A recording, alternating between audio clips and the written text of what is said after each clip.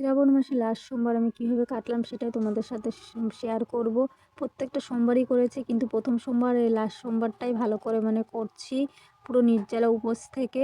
সকালবেলা উঠে পড়েছি, উঠে কিন্তু এখন 5:30 বাজে। শুক্রবার সকাল বন্ধু তো মানুষের লাইফস্টাইলে তোমাদের অনেক স্বাগত আমার ব্লগে।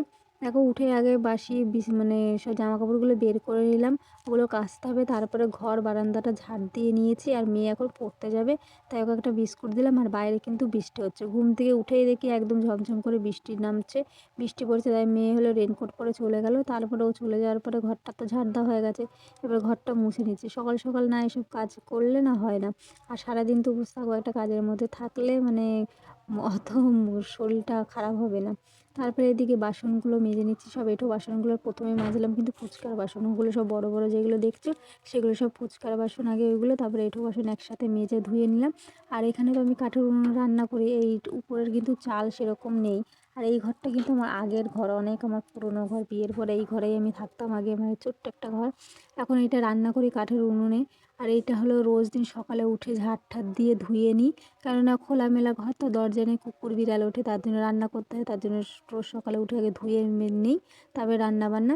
তারপর ওইটা পরিষ্কার করে নিয়ে জামা কাপড় ছিল যেগুলো বের করলাম সেগুলো সব কেচে দিলাম। বৃষ্টি কিন্তু পড়ছে, তাও কাচলাম, কেননা এগুলো তো আবার জমতে জমতে অনেক জমে যাবে, তার জন্য কেচে ধুয়ে একবারে স্নান করে নিয়েছি। স্নান করে চলে আসলাম পুজো পাঠে এখানে।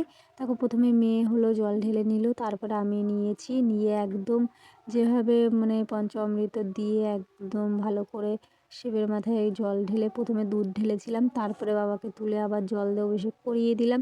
আর আজকে 3 রকমের ফল দিলাম, কেননা 5 রকমের হয়ে ওঠেনি। তারপরে বাবাকে আরতি করে নিলাম। দেখো আমার ঠাকুরঘরটা কেমন লাগছে, আমার গোপুসোনাকে খুব মিষ্টি লাগছে আজকে দেখতে। তারপরে পুজো পাঠ করে নিয়ে একবারে চলে এসেছি, এখন সাবু মাখবো। আর সাবুতে একটু নারকেল কোড়া দিলে তো আমার কিন্তু বেশ লাগে, আর উপোসের পরে সাবু মাখাটা খেতে কিন্তু আমার খুব ভালো লাগে। তার জন্য আমি আর কিছু খাই না, কিন্তু সাবুটা মাখিয়ে খাই। তারপরে বড়মশাই আর মেয়ে ভাত খাচ্ছে, আজকে রান্না করেছিলাম ডাল আর কুমড়ো আলু ভাজা, এটাই ওরা এখন খেয়ে নিচ্ছে পুজো কমপ্লিট করার পরে। আমি সাবু খাওয়ার পরে ভিডিও ভালো লাগলে